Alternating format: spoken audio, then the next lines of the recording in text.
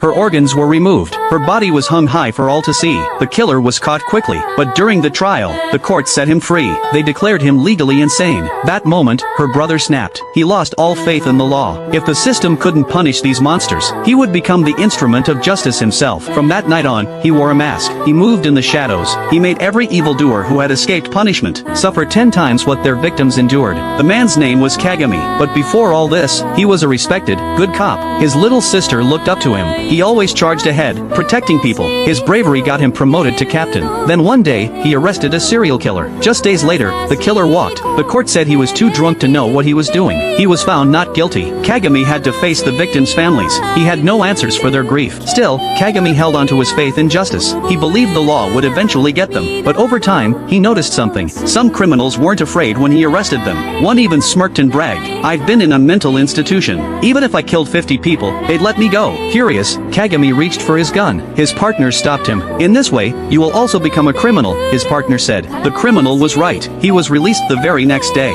He even called Kagami, threatening to make him pay. A bad feeling gripped Kagami. He rushed home. His sister was gone. He found her the next day. She had been tortured to death. In that moment, Kagami's belief in justice shattered. He destroyed his home in a rage, but he left one thing untouched: the birthday cake he'd bought for his sister. From that day, he put on a mask. He became a vigilante in the night. He found his sister's killer. He cut off the man's limbs, keeping him alive in a special solution. He made him suffer a brutal punishment. Then, he started posting his killings online. He announced his targets in advance. He wanted criminals to feel fear. Every promise of death was fulfilled. His story spread like wildfire online. Some called him a criminal. Others hailed him as a hero. One day, Kagami found another target. A sick man who kidnapped young girls. He kept them locked in his basement. If they fought back, he fed them to an industrial grinder. Despite the overwhelming evidence, the court set him free. Their reason? He was mentally disabled, and his family was rich and powerful. So Kagami took him. He was going to give him a taste of the grinder, but at the last moment, the machine stopped. The man was saved. Kagami looked up.